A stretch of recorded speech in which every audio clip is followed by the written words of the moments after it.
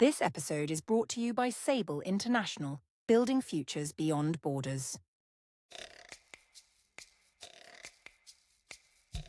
Today on the Relocated South African podcast, the guest is James Fouché, talking to us from Xinjiang in China. James is a crime author, screenwriter. He says he's a silly daddy, coffee snob, wine buff, and passionate traveler. Over the last few years, James has created and wrote a crime TV drama series and completed his master's degree in creative writing. He's the author of Grey, Jack Hanger, and King of Sorrow, and his work explores themes of revenge, morality, and human emotion. Welcome, James. Hey, Jan. Good to have me here. Thank you. I really appreciate that. It's lucky to have you on the show. First question, please explain to us where is, I'm not going to say it properly, but Xinjiang city in China, relative to what we know, Beijing and Shanghai. Okay, so you get it's called Xinjiang. So the XI sound has got a sh sound to it, so Xinjiang. Xinjiang is central China, but not completely center. It's about 500 or 600 kilometers away from Beijing and about 800-900 away from Shanghai. Beijing would be a little bit more north and a little bit more east from us. And Hong Kong would be south, and Shanghai would be completely east. So we are really much slip bang sort of in the center of China, give or take a couple of 100 kilometers. But I think also people might know Zhengzhou.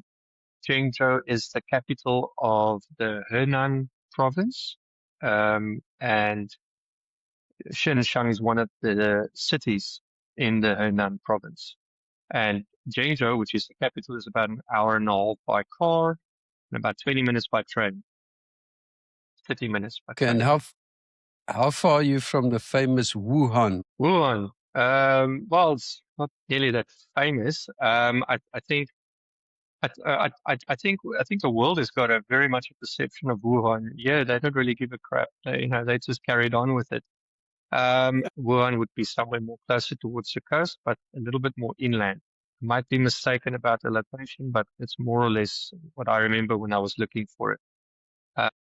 It's apparently a quite beautiful place. I haven't been there yet. One of the biggest headaches in any relocation journey is the documents.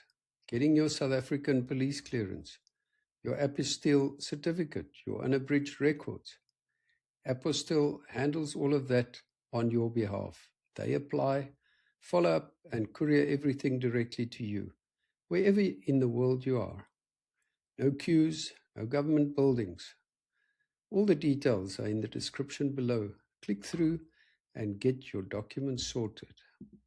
James, so let's go back. Where did you grow up, study, and how did you get to live in China? Okay, so I grew up in Cape Town, basically born and bred, and Cape Townian, always been Cape Townian.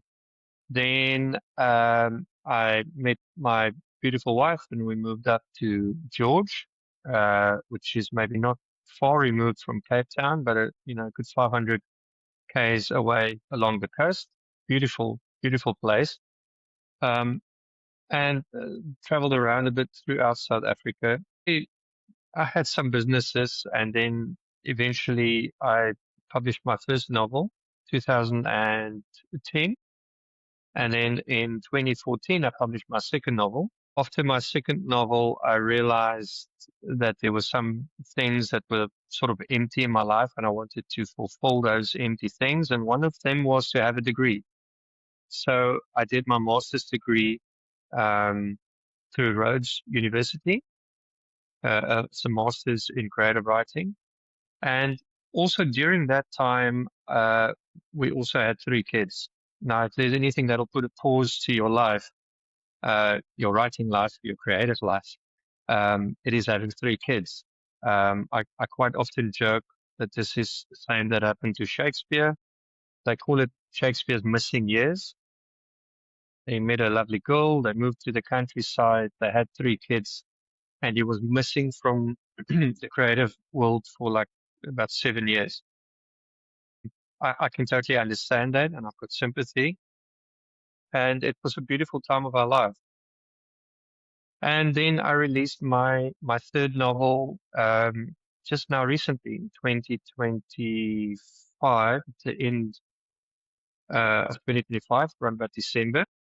So you can say 2026. That was the first book in about 12 years. So big, long wait in between.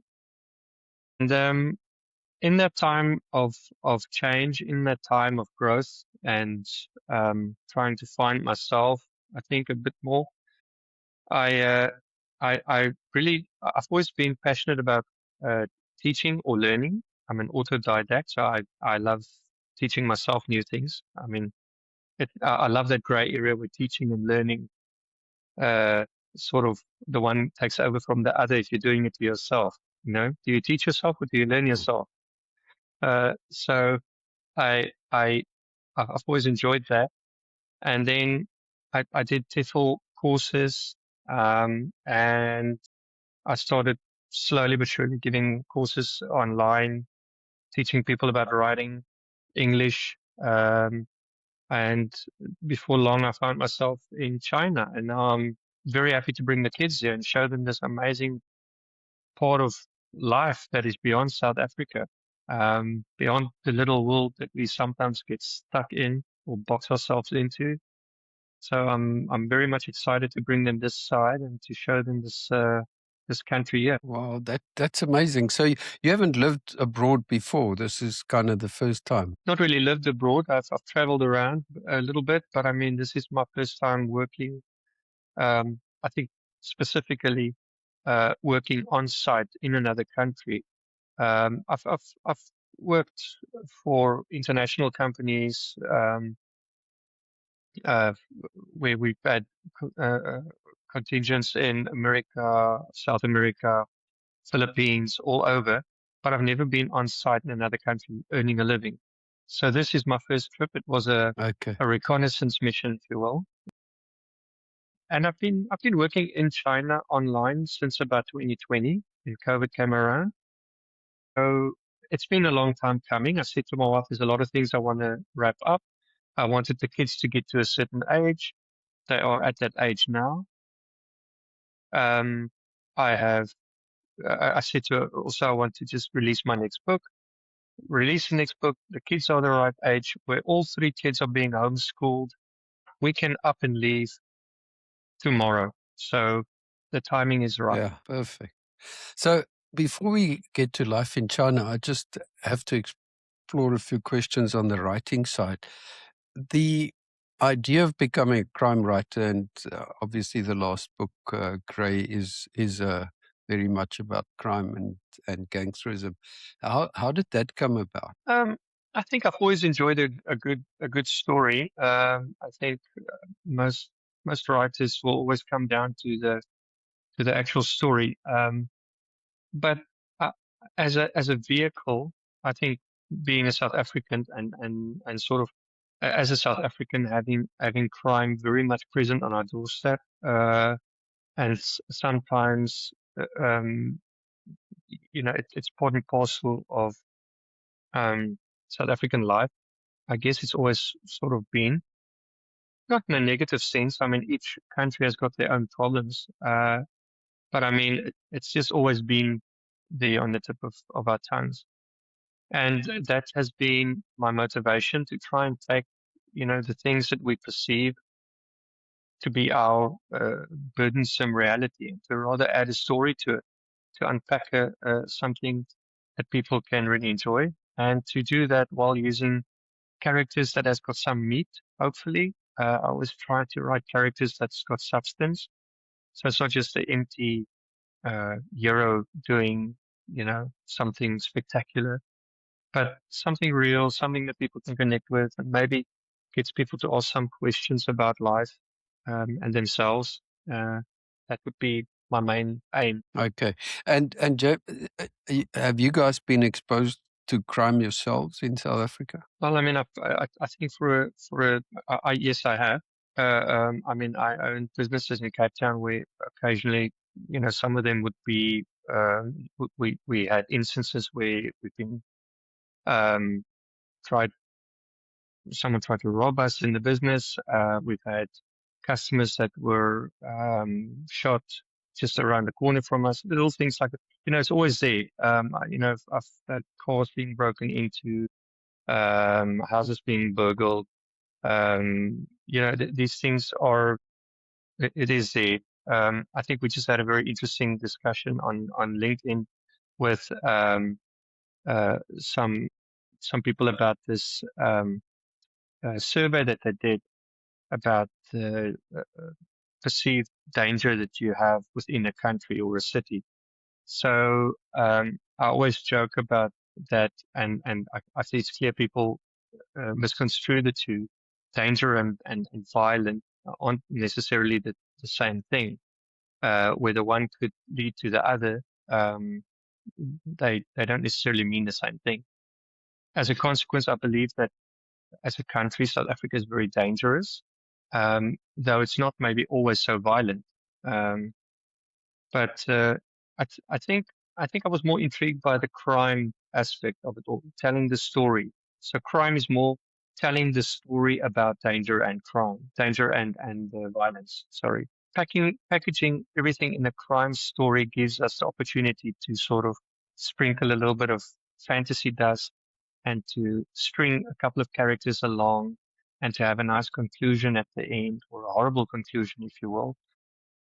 And I think that's what always fascinated me. So yes, taking the real things, taking the newspaper headlines, taking the things that maybe happen to us as a family or those that I know, and somehow squeezing it into a story, was the ultimate goal. Excellent. Yeah, I guess, you know, part of the reason why I started the podcast was I always felt that, people, the things that go on Facebook are the pretty stories. People never tell the real story. And I always said that this is about storytelling and hearing people's real experiences of traveling and so on, and moving abroad. And unfortunately, in every story about immigration, there's a push and a pull factor. A lot of people moved because of job opportunities. Like in your case, other people feel that they have to leave because they've been exposed to terrible things, and they don't want to go back. So it's quite an emotive subject. I've just had a 22-second reel by a lady that I interviewed who's gone back to Cape Town, and I've now had 144,000 views and hundreds of comments, both positive and negative, about why people are leaving and they won't go back and so on. But ultimately, as you say, it's about a story, and it's a reality that we live with. James, let's get to China. Has the move to China affected the release of your book in any way, or the promotion, or is it going well? I think yes, it did. I was initially going to come over, I think around about September. That was pushed back. And when it was pushed back, I said to my wife, I need to release the book. I mean, I can't wait. I was going to do it in 2026 when I get back. Now I'm only going in 2026 and I can't delay it anymore. The story of Gray wanted to be set free. I could not hang on to it any longer. So it was a rush sort of release. Ultimately, it is still a book. It needs time on the shelves. And also the reality is it's not going to be earning a living. So, I get, you get like 10 Rand a book if you're lucky, which is a horrible truth, but I mean, it is what it is. We're not doing this for money unless you are that one big, lucky book that comes through and you sell multiple millions. You're not really it's not a retirement thing. So, I'm just happy that the book is out there. It's turning over slowly as it normally does. And as far as interviews and marketing and things are concerned, it can all be done from here, I guess. Yeah, You don't need to be there absolutely. in person. It would be nice to do book signings in person, but the reality is no one ever pitches up for them. Um, so, you get maybe 3 or 4 ladies that come to visit you. Um, I say ladies because for some other reason, guys just don't go to book signings anymore. I don't think they think it's maybe uncool or something. I'm sure It's it's very uncool sad. for them. Yeah. No, it's very sad. It's very sad. I love connecting with people and talking about reading and writing and sometimes just talking about life in general. And all that entire experience is gone. So it's done all online, I think maybe. So no, the book is running its course. I think it will go on as long as it can. And hopefully I'll release the 4th book within the next couple of months to a year. Um, and then after that, I think I'll just take a little bit of a break. Awesome. Let's talk about China. How difficult is it to adapt to living in China? Um, well, especially in Shenzhen, it's very difficult because they don't speak a lick of English here. It's very limited. You're talking about an entirely different world. Um, I think I've done enough visiting around or reading around or researching to know that China really is a world on its own. And even more so if you go more central China. So if you go to the coastal areas like Shanghai and Qingdao, the Guangdong area, Hong Kong, you'll get a lot. You'll be exposed to a lot of English. You'll still pick up a lot of English about. It's big international sort of tourism areas. Maybe even in Beijing, being the mm, sort of political heart of China. There has to be some international presence. But as soon as you go a little bit to the outskirts, you're lost. I mean, it's translation apps. It is everybody's stuck on their phones. It is a lot of moving parts, little scooters left and right, cars that only hiss when they come past, all electric. So you've got to really look very quickly, otherwise you'll get knocked over. It's a lot of, no, there's a lot of, there was a lot of things to get used to. It was a sudden adjustment. Mm, mm. And the family, are they coping well? My family is not here yet. They are already, They, they're basically getting ready. oh, I They're on see. their way. Yeah. Okay, okay. So, So, so so you, this you're was the a explorer. reconnaissance, a raw reconnaissance mission. Okay, so when are they expected to arrive? Hopefully around about July or August. So if all goes well, I'll be starting a new position around about August, and then they will be joining as well. So they're finishing up their school because I've got all 3 kids homeschooled. We want to try and finish their school year by August so that when they move, schooling is a very distant concern in that time of adjustment. And Okay. they're also training themselves up with a bit of Chinese as well. Wow, that's amazing. So that's something to really look forward to. Living there by yourself, just it must be quite lonely. It is quite, there's 1 or 2 teachers that you can speak with that can maybe understand some English, either from Pakistan but at the end of the day, it really is annoying when you are trying to have very sincere, decent conversation with someone and it's get lost in the apps while you're busy translating it. So I have tried very hard to try and get some of the Chinese words in, but I mean that's a slow going process in between teaching classes. It is it is very difficult. I think that the Chinese language makes it very difficult for English speaking people because you've got to unlearn English um more than learning a new language. So The Chinese language in itself is actually very easy. You would, for instance, say, I drink coffee, or you would say, I drank coffee, or I am drinking coffee, or I will be drinking coffee. And these are all, they're exactly the same. They're written and they are um, sort of spoken the exact same way. Um, and for us, that would mean like 5 or 6 different things. Yeah, it's just I drink coffee, and that's it. So the language is actually supposed to be much easier. It's supposed to be more simplified. And I think it's difficult for us because we would like to have future tense. We would like to have past tense. We would like to have, yeah, they would just say, I drink coffee. Yeah, yeah. And so your experience of teaching them, I mean, obviously my sense is that Chinese people are eager to learn. Is that right? And how difficult or easy is it to teach them? I think at the moment it's a very big difference in a couple of years. So literally in about a span of about 3 or 4 years, there would be a big difference. So you would have the eldest, let's say you are teaching someone that has been maybe um, in university for a couple of years already. They would be more. Um, they would not really be worried about picking up English.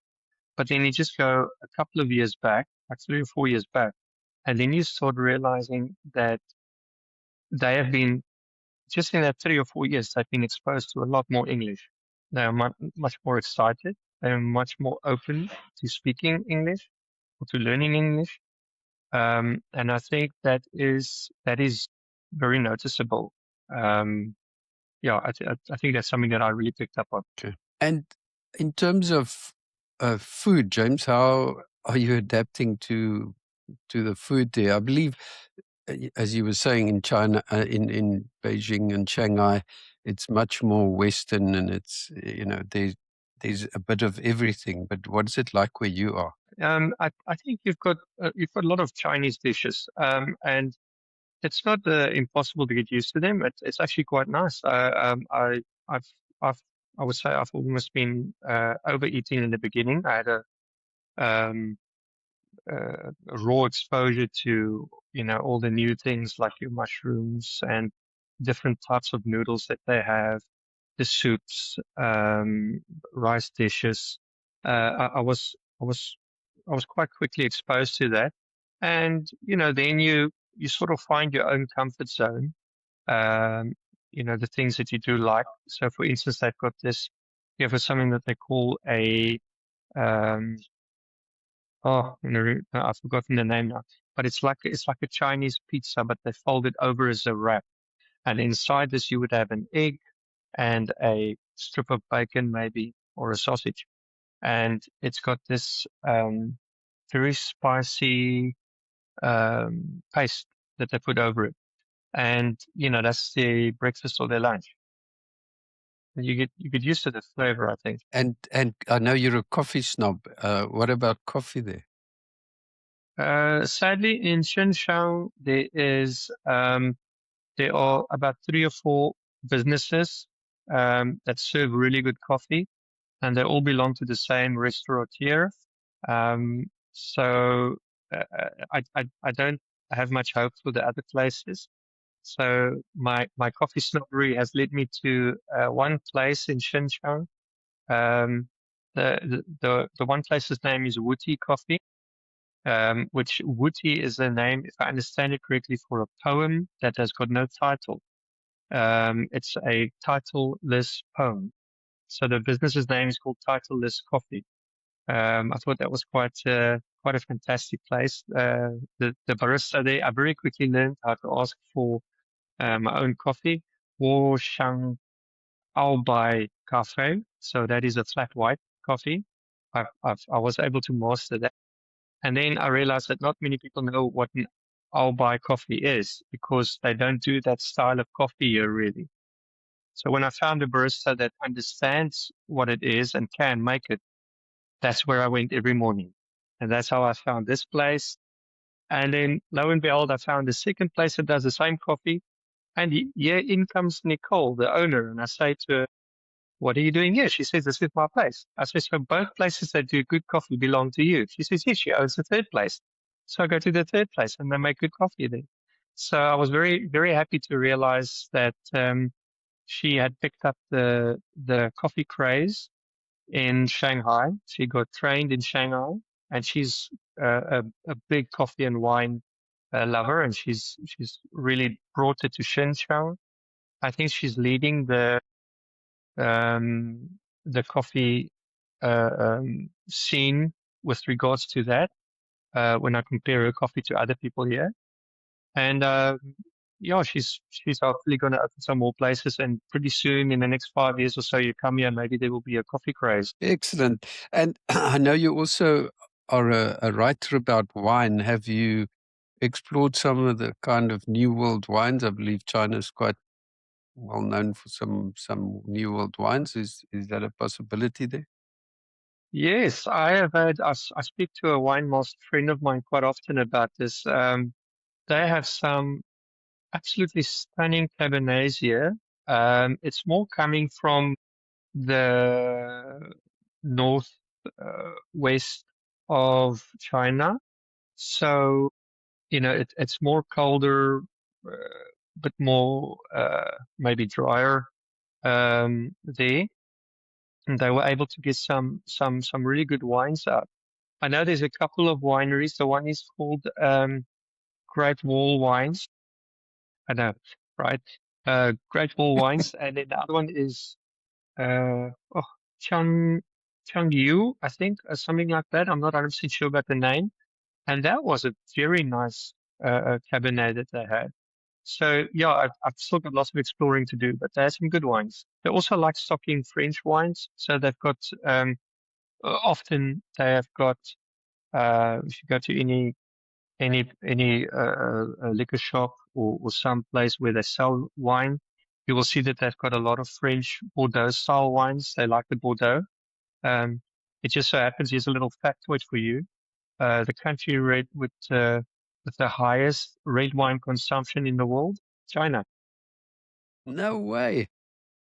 Wow, I didn't know. That's quite interesting. Wow.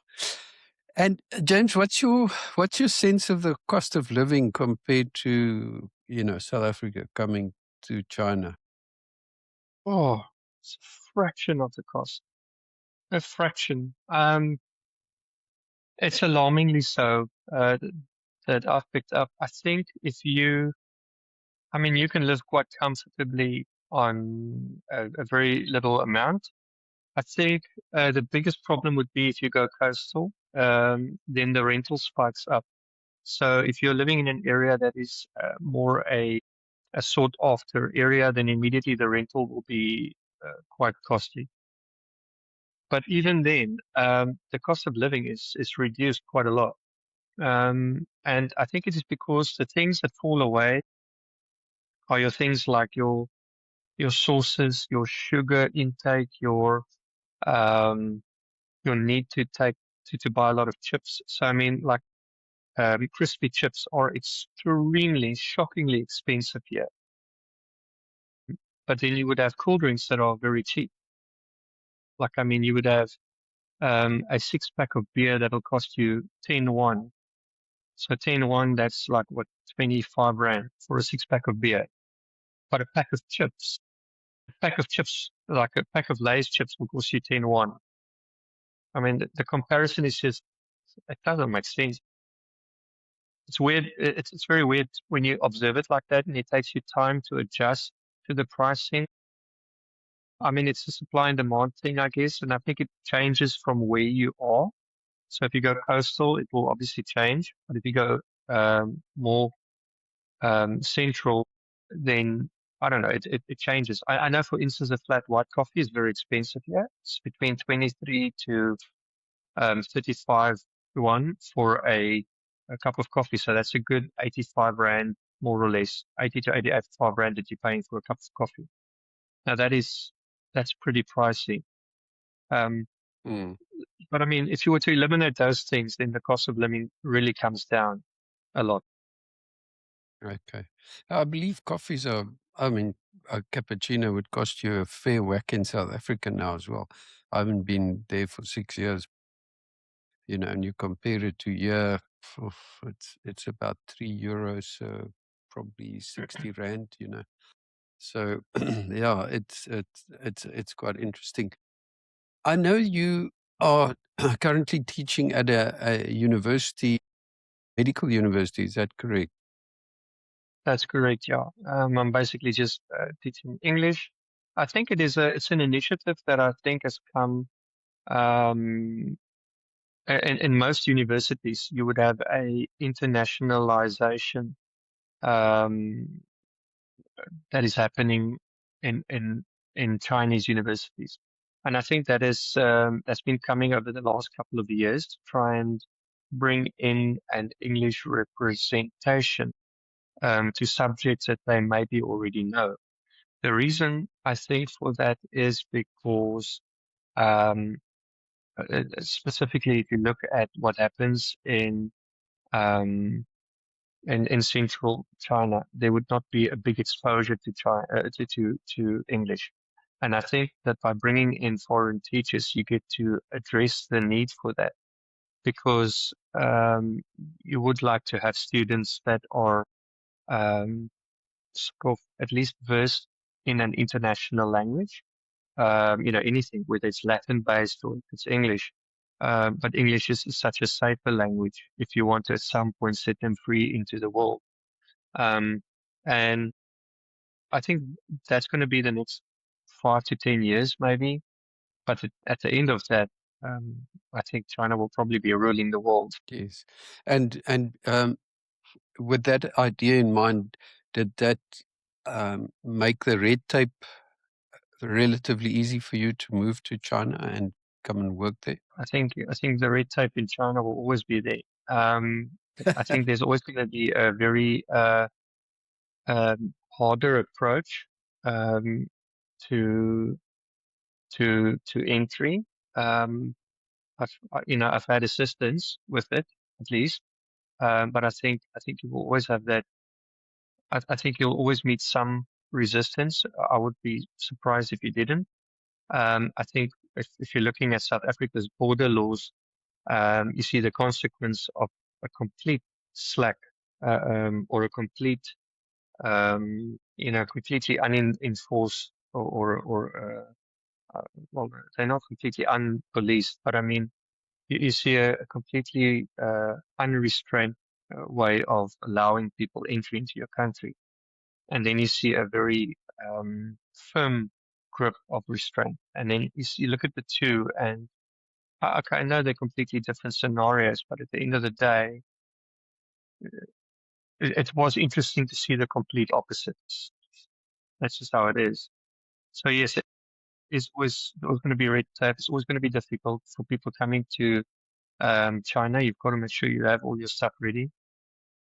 Have your degrees apostilled. Have your paperwork ready. Get your police clearances done. You do all of those things already ahead of time now. I think it's just good sense. Mm, mm. Absolutely. It's not Zimbabwe. You cannot pay at the border for a oopsie that you made. You get turned down. Mm. It's the same if you go to Australia. It's the same if you go to China. It's the same if you go anywhere else. We have got a warped sense of this. You can't just quickly drive into Botswana and if there's something wrong, pay your way to get into Zimbabwe. It doesn't work like that in the rest of the world. Um, and I'm not saying it's not supposed to work like that anywhere, but I mean, it's very good not to have a warped sense of the real world out there. Get your stuff ready, get your paperwork ready before you come. If you're coming with kids, make Absolutely. sure that you've got your birth certificates, the unabridged or the unabridged birth certificates, meaning that you've got all the stuff that you need with the parents' details on there as well. Don't do something stupid like um, you know be divorced and you take your kid without your wife. No, don't do things like that. Otherwise, the red tape's going to really tackle you no matter where you go. Absolutely. Absolutely. Um, I know you're on your own at this stage, so you probably haven't had any exposure to the healthcare services there, or Do you have any sense of how that works? Well, I can tell you one thing. As far as I've got some sense being in a university where that is the primary focus. It's you know I think we must understand um, how China has advanced in the last 20, 25 years. It is just they've gone through leaps and bounds. And I I think maybe not yet, but within the very close future, they will be moving into a position where they have got a major authority on being commerce, um, healthcare, all of these very interesting spaces that they're moving into. They're pushing into all of these spaces and then making massive leaps wherever they're pushing into, because they've got support from the government. Like I saw the other day, I read something about Jingzhou, which is in the Henan province that I am in, and they listed there the amount of money that tourism or what the country will be paying towards tourism uh, um, features within this Henan province. And it's astronomical amounts. We cannot possibly fathom that in South Africa. We've got there where they're trying to, they removed Rutenga Junction in Cape Town because it was something that was amiss. They had done some poor planning. Yeah, it's just a process of they'll fix it. They'll throw money at it and they will fix it. And they will get the best and sharpest minds onto it and they will fix it. Or they will completely sweep it and move it somewhere else. And it's that type of reasoning that we can't talk in those terms. I think I always remember I was speaking once to someone from Australia long ago when we were contemplating moving to Australia. And we said, but there's a huge water crisis, at the moment in Australia. I said, yes, but don't worry, we'll just build another dam. And I was quite shocked about, the way that he's talking. He says, it's okay, we'll just build another dam. And they built another dam.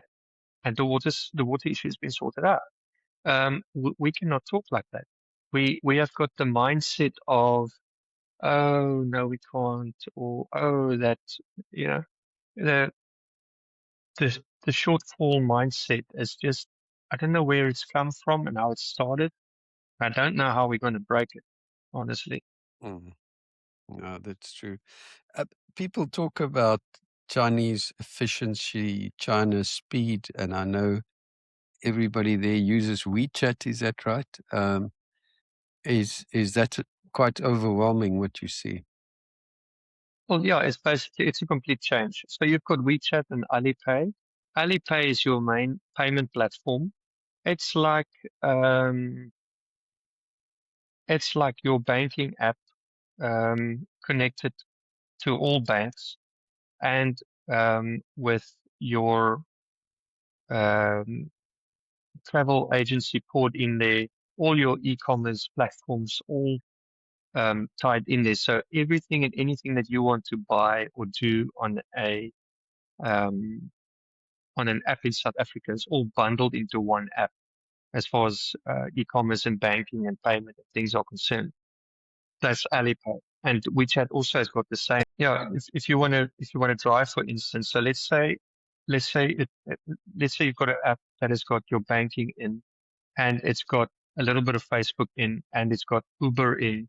So if you want to drive something, you open it up. So there, where we've got Uber, they've got Didi. So your Didi will be built into it as a mini program. They actually call it a mini program, I think, or a mini app. I'm not 100% sure what to, but it's called a mini. So if you open up Alipay, you will get your Didi there. You will press Didi, and it will open up in the Alipay um, app. It will open up. So that anything is sort of synced. It's all working at the same time. There's no wallets. There's no bank cards. I had to open a bank card and I had this team of Chinese ladies sitting there trying to figure out how to open the bank card because they don't do it often. That is absolutely amazing. I know it's still relatively early for you. What would you say you're missing the most about South Africa? I tell you, besides my kids, honestly, because I miss them very much, I think I miss what we had. We had regular nacho nuts. So nacho nuts, you would have your tortilla chips or your Doritos, if you want to, the Pullman's tortilla chip. And then we would have our nacho nights where we would put the cheese over and have your little sausages and everything. The problem in China is that they don't really have cheese. Cheese, for some or other reason, is non-existent. I can't find it anywhere. I think it's because there's no interest in cheese, especially not here where I am. Um, I haven't I haven't spoken much to anyone that has got similar interests, but it seems that cheese is a rare commodity here. So I miss that. I miss South African cheeses. But I guess with the family still being in South Africa, you've got regular times for calling and making sure that you stay in contact and so on. Thanks to the advent of technology, I can connect with them every single day. I will often get a message, "Hey, Daddy, it's me. How are you doing?" And then so they just sort of we've got two phones at home that they're using, and then the messages will come through systematically. Um, yeah, it's essential just to keep touch with them. I don't want to lose that touch. Absolutely. And we are now, it's still early days again, but what is the sort of duration of your stay that you're foreseeing, James? Do you see this as a really long-term thing? Or Well, it's what's kind of it, I think at the moment what happens is that it's that like with any other job, it's contract negotiations and things. But if everything goes well, I would probably I don't know what the future is going to hold, but hopefully we've made the decision to come to China for a good 3 years. That's what we've sort of offered ourselves to at least adjust over the next 3 or 4 years. And then from there, we will decide what we want to do.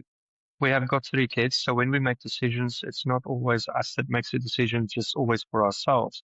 I think the days of that type of parenting are finished. You need to involve the whole family unit. We sit and discuss it. We decide what will be the best choice for everybody. Right now, everybody is happy to come to China for a couple of years.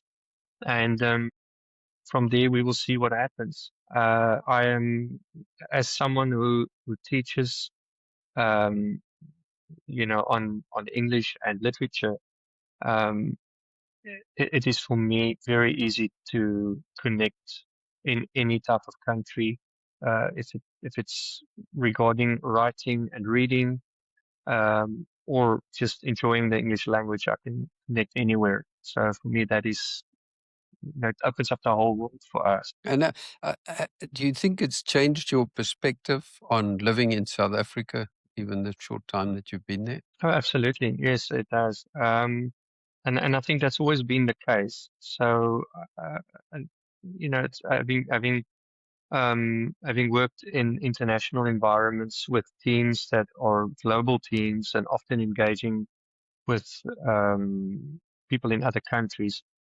This has always been the case. That's why we've always had the motivation to, at some point, take the kids out of this little comfort zone that they have in South Africa. And I mean, look, to some degree, we have got comfort zones. We build our own comfort zone. We make it. And I think in today's world, it's good to uproot yourself from that comfort zone that you've made and to forcefully put yourself into another zone so that you get a clearer picture of the world. I mean, it's a big world out there, and you're doing your kids a lot of harm if you keep them in a tiny triangle. So we really want to get them out of where they are now so that they understand that it's not just South Africa and South Africa's problems. there's an entirely different world out there with its own problems. And in that experience, hopefully we teach them how to communicate and enjoy themselves around different cultures. So there was some thought into that, and I think we're looking forward to that time coming up. Before we wrap up, if documents are on your to-do list, Apostille handles everything and will courier it directly to you. I've linked Apostille in the description below. Well worth a look at if documents are on your list. Wow, that's excellent. I think that's a great way to maybe end the interview. And I really thank you. If people want to get hold of you or read more, I guess the website www.jamesfouché.com is the best place to find more information. Yes, absolutely. I can also connect with me on my social media. It's normally at James Fouché Writes, and I love engaging with people, especially people who like to read or write. I am always a sucker for meeting new readers or new writers. I think it's just nice to connect with them. And if people have read my books and would like to comment on it, they're more than welcome to send me their thoughts. Excellent. James, thank you so much, man. Thanks for sharing your journey. And it's still early in the journey, but your perspectives on living and working there and exposing your family. I really appreciate you being on the show. Thank you so much. Thank you for having me. Excellent. And to our listeners, if this episode resonated with you, please consider sharing it with someone who might enjoy the conversation. You can find more episodes of The Relocated South African on your favorite platform or on our website, therelocatedSouthAfrican.com. Thank you for listening, and I'll see you next time.